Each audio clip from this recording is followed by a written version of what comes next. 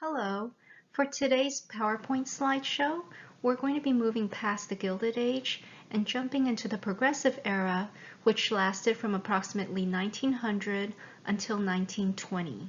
So the key points of today's presentation will go over what exactly the Progressive Era was, what did progressives, the people active during the Progressive Era, what was their typical profile?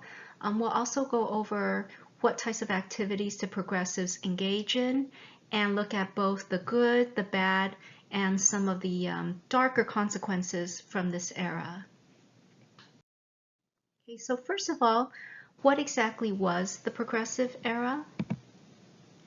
So the Progressive Era lasted from 1900 to 1920, and last time when we were looking at the Gilded Age, we kind of saw that the Gilded Age was really a period when government did very little to put any types of check and balances or regulation on any type of practices undertaken by businesses, business leaders, and in particular the monopolists. So, last week we kind of saw how the monopolists really had free reign to do whatever they want. They could dictate whatever types of working conditions. They could pay, keep wages depressed to an extremely low level. There were no restrictions on any food safety regulations. There were no restrictions on any pollution. Well, all of that will undergo a dramatic change in 1900 because, as the other slideshow that I'm going to assign to you will reference, basically towards the end of the Gilded Age, there will be so many problems racking up and increased media attention dedicated to really exposing some of the really terrible developments taking place during the Gilded Age. For instance, the Gilded Age was really known for being an era when working conditions were terrible, product safety regulations didn't exist, apartment buildings, especially in inner cities, were extremely unsanitary, overcrowded to the point of being public health hazards. We're also going to look at another case where fire safety codes didn't exist, leading to some really terrible fires. And what happens towards the Gilded Age is all these reporters will find that they could really make a fantastic career out of really exposing some of these terrible things happening during the Gilded Age. So these newspaper stories will really accumulate and combine to create this public upswelling of outrage that will really reach a peak during the Progressive Era. So what that means is during the Gilded Age, much of the public was relatively apathetic to a lot of the dangers resulting from dangerous business practices. That apathy is going to completely do a 180 and turn into this kind of like upswelling of public action, civic engagement, social activism that is going to really define the Progressive Era. So having said that, the Progressive Era is an era that fostered reform movements and really sought to address social economic problems. And by reform, basically that means efforts to try and improve or correct a certain situation. So while you might describe kind of the Gilded Age as being a generation when the public was largely just kind of bystanders, during the Progressive Era, the public will actually become very involved in government, very involved in their society. They'll start rising up, volunteering in all types of charitable nonprofit organizations. And I really like to kind of describe the adults who really came of age during the Progressive Era. I like to describe them as a very active, proactive, problem-solving generation. And the very definition of Progressive Era really does relate to urbanization. Progressives were pretty much concentrated in the city, and progressives really focused on problems stemming from kind of like city-specific issues: urbanization, overcrowding, industrialization. So the problems that progressives really focused on, like pollution, overcrowding in apartments, working conditions, child labor, most of those will be really linked to the cities and metropolitan areas, whereas people, the reform movements that took place on the countryside are more associated with a separate type of movement called the populist movement, which is discussed I believe in chapter 17. We don't look at chapter 17 in this course, but if you are curious about reform movements taking place in the countryside, they are discussed in chapter 17 of our textbook. So in terms of like some of the positive legacies left behind by progressives, progressives were very successful in reducing corruption in business practice and some politics. They were also pretty successful in improving just overall protections for workers, consumers, and the public. So you can argue that they will improve quality of life. But at the same time, not everything was sunshine and perfect during the progressive era. They certainly did have a very dark side. And we'll go over some of them because progressives, by and large, tended to be a very well-educated group. So as a result, they could oftentimes be arrogant. They had a tendency to be nosy. And of course, there was very frequently racist intentions associated with the actions of progressives. So in the next few slides, I'm going to go over some of the typical characteristics of a progressive profile. Now, this is not to say that every single progressive or every social activist of the progressive era would have met all the criteria or all the characteristics, but by and large, if you were to kind of like look at the average profile of progressives, they would have most likely fallen into these categories. So the first thing about progressives is they were, the majority of progressives tended to come from the middle class. Upper and middle class, but just, there were a lot more Americans in the middle class than the upper class, and there were some progressives during in the working lower classes, but I would say for the most part they will be from the middle class.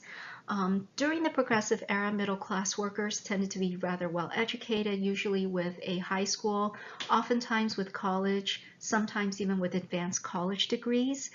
And usually the types of jobs making up the middle class would have included middle-level managers, so just managers, supervisors, office workers, what we call today white-collar workers.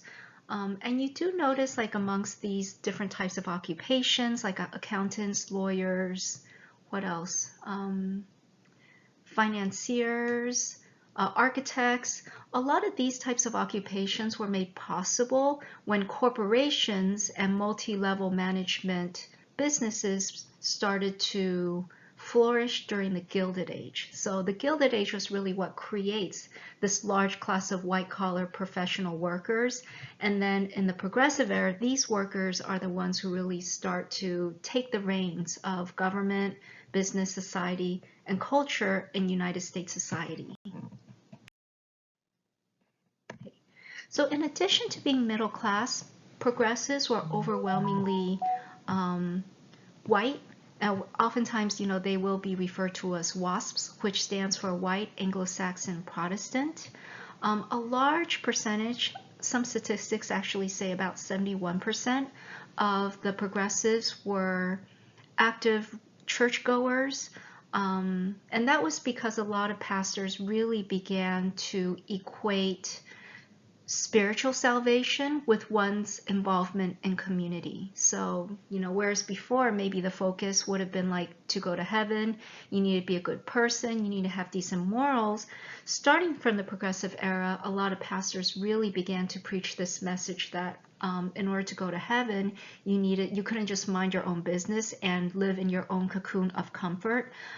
To be a really good Christian, it was your social obligation to go out, seek the poor, seek the needy, look at what's wrong with society, volunteer your time, and try to be a good, just really try to be a good citizen for your community. So that shift in religious thinking will also drive a large portion of the social activism that comes to define the progressive era. Of course, most progressives will be urban area residents just by definition of the progressive era. By definition, progressive movement really is an urban-centered movement. like we said earlier, progressives will tend to have higher degrees of education. And just overall in the US, Americans in general are having increased access to school, are becoming more interested in various types of academic fields. And so when you see this entire elevation of education levels throughout the country, it's not surprising that many progressives will happen to be those who are better educated than previous generations. And just overall what we looked at, this class of progressives who are middle class, white, well-educated city dwellers, they are kind of at the forefront in this wave of outrage that comes towards the end of the Gilded Age. And they will become, again, very active in community institutions, active in government, active in the community.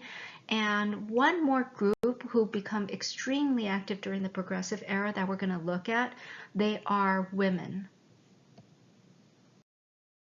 Okay, so women in the progressive era, unlike previous generations when women were more or less encouraged to really stay at home, stay in what we call private domestic spheres, women during the progressive era begin to really embark on outreach campaigns. They become much more visible, much more vocal in their outside communities, in their societies.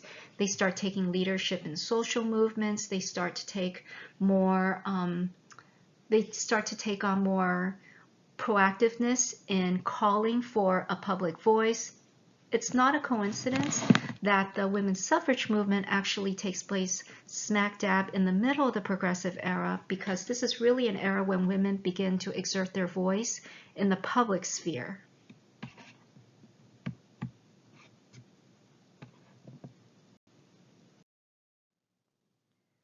So one reason as to why women became much more vocal in the progressive era, really this reason has its roots in the Gilded Age, when additional types of jobs became available to women. So as a result of the Gilded Age, more and more women found themselves employed in factories, in public schools, in corporations, as secretaries, receptionists, assistants, typists. As the textbook talks about with the rise of department stores during the Gilded Age, women also find themselves oftentimes employed as store associates, as makeup counter ladies. That does give them a new avenue to financial power and independence. Certain social institutions, charitable institutions, nonprofits such as the YMCA also emerged during the progressive era. They will overwhelmingly employ women. And so as you have these new types of institutions and jobs become available during the Gilded Age and during the progressive era, women will become more employed. They will also begin to attend school. They will attend higher degrees of education and also attend, like more of them will attend elementary, middle, and high school. And all of these factors will combine to empower women to become more socially active and civically engaged. So by and large, women actually take the helm of many different social movements by the time the progressive era roll around. And one theme that is explored in the textbook that I really want to emphasize is that women, when they started to become very active in society, used a set of justifications that would probably be very foreign to audiences today. And that's because usually, like when women today try to assert, their power, their voice, their votes in the public forum, the main justification we hear of today is gender equality. This idea that women deserve to have equal access to jobs, equal access to political votes, equal access to social economic opportunities. All of that today is really based on this idea of gender equality. One thing about gender equality is that really doesn't begin to emerge until the 1960s.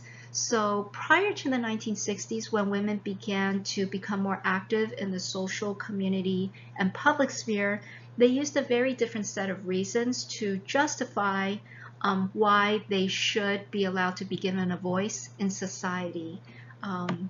And essentially, the main justification was that women were said to be more maternal, more sensitive. And so the assumption during the 1900s, early 1900s through 1920s, was that when you have men running a society, men tend to focus on like more male, masculine pursuits. Maybe they tend to focus more on like politics, leadership, political competition, business competition,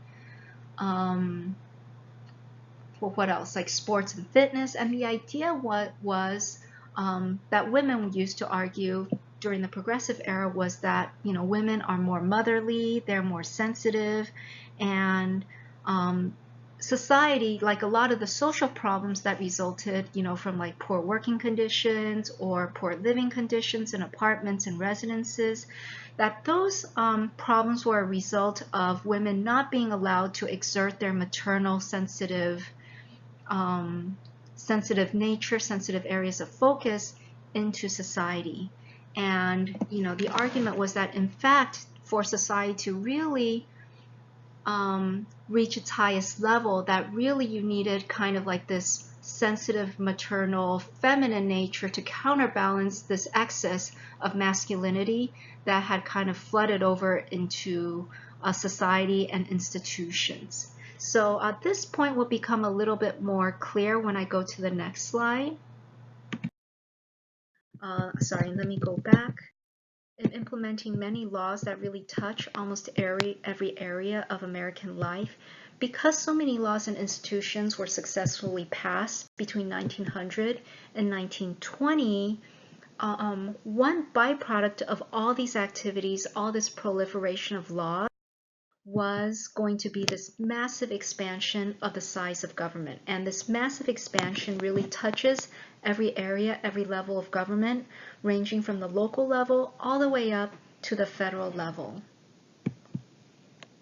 And so I'd just like you to think about why is it that when we pass a law, that the passage of a law, especially those kind of like providing for regulations of business practices or political corruption, why do laws that either impose regulations, punishments, fines, and restrictions for certain practices, why do these types of laws tend to expand the size of government?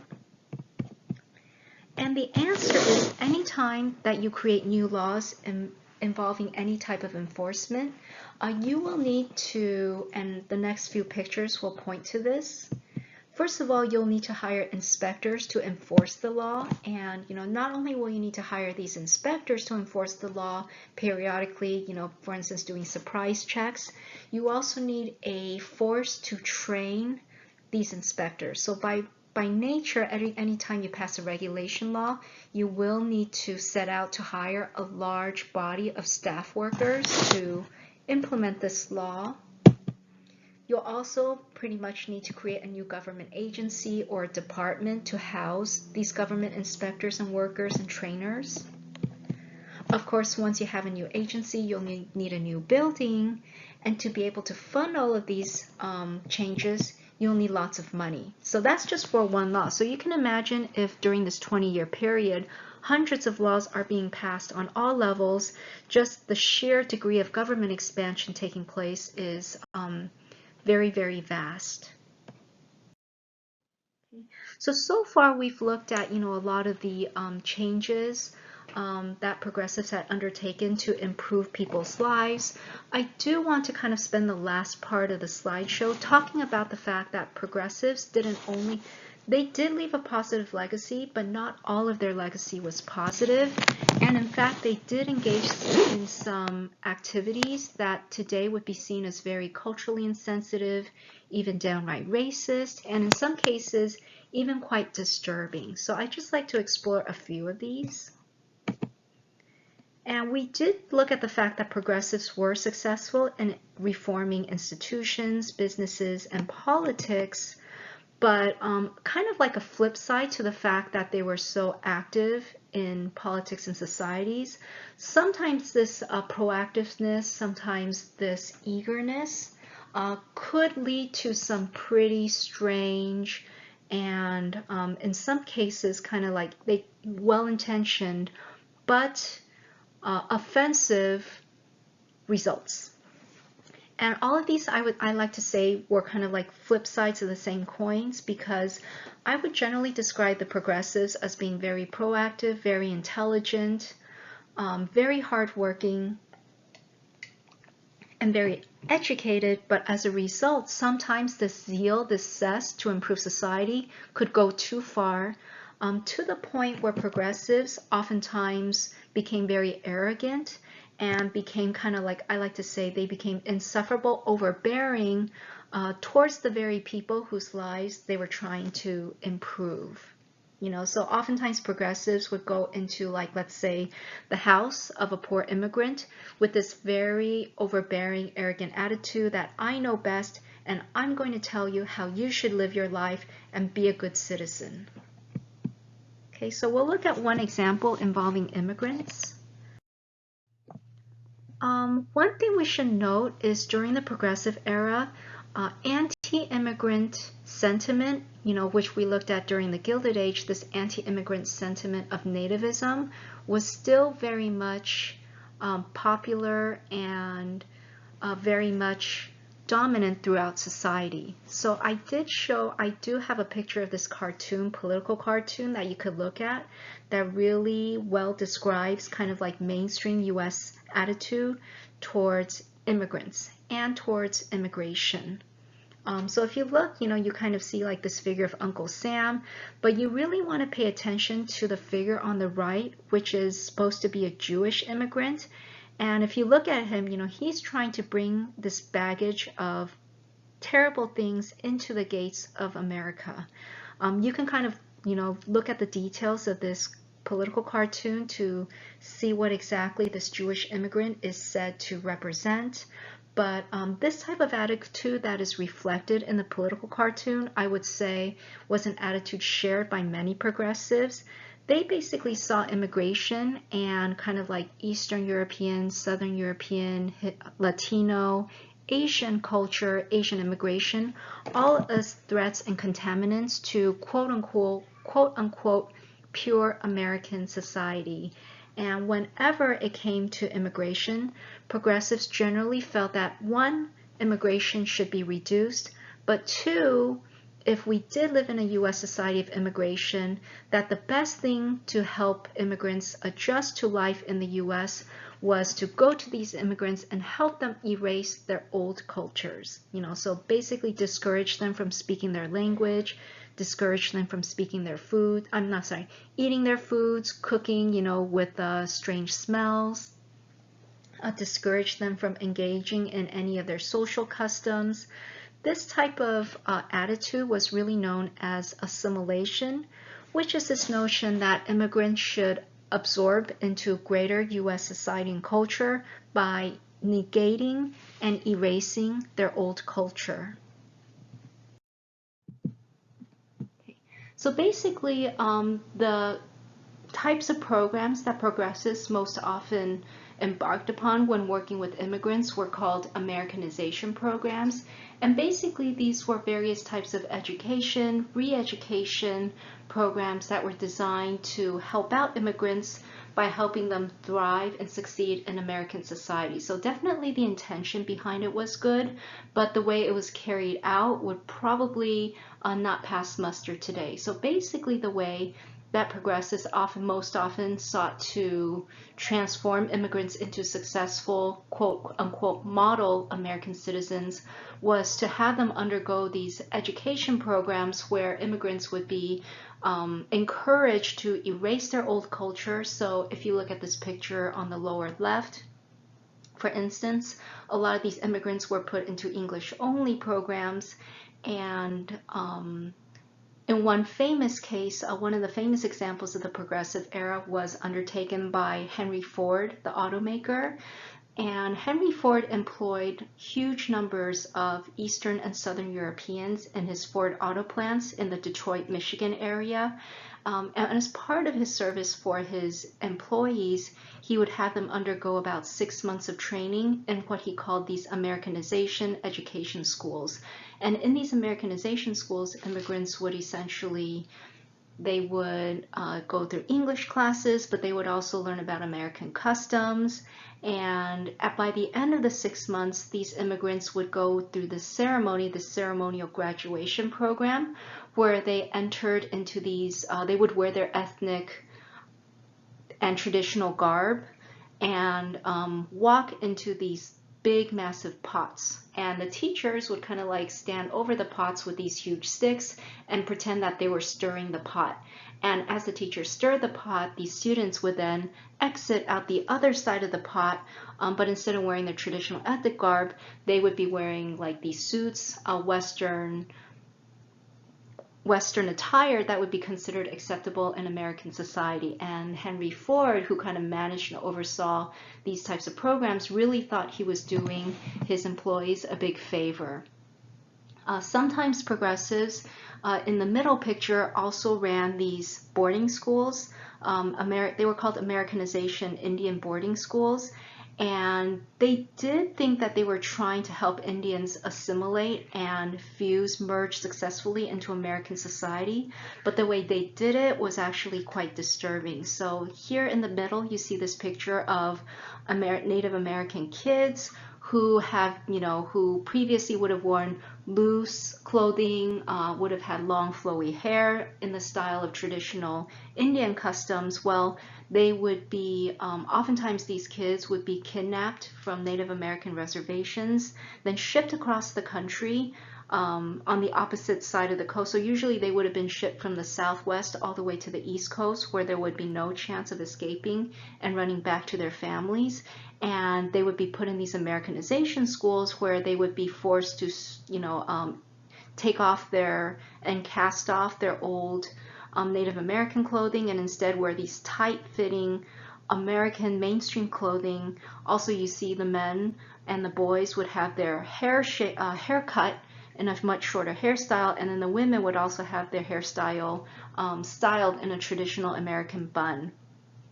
And in addition, Native Americans in these schools would be taught would be punished. They could be beaten up if they spoke Native American languages. They were also taught, Christianity and told that their native religions were evil, demonic.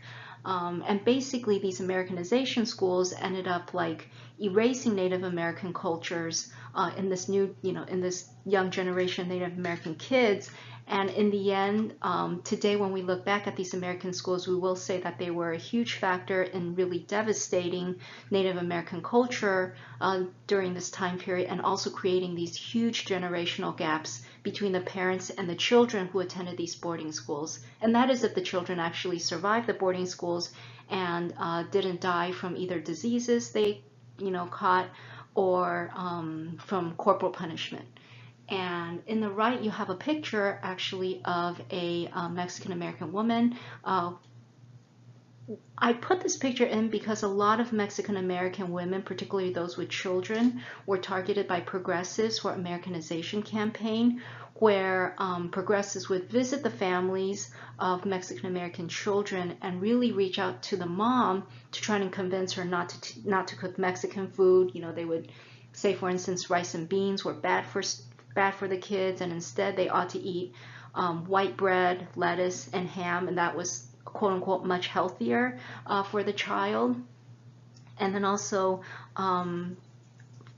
these social workers who visited Mexican American families would also do the same thing as other Americanization programs, discourage them from speaking Spanish, discourage them from eating Mexican foods, practicing cultural Mexican practices or celebrating Mexican heritage, and instead try to assimilate fully into mainstream US society. So, today we would look back at a lot of these progressive programs with some level of discomfort and also apprehension.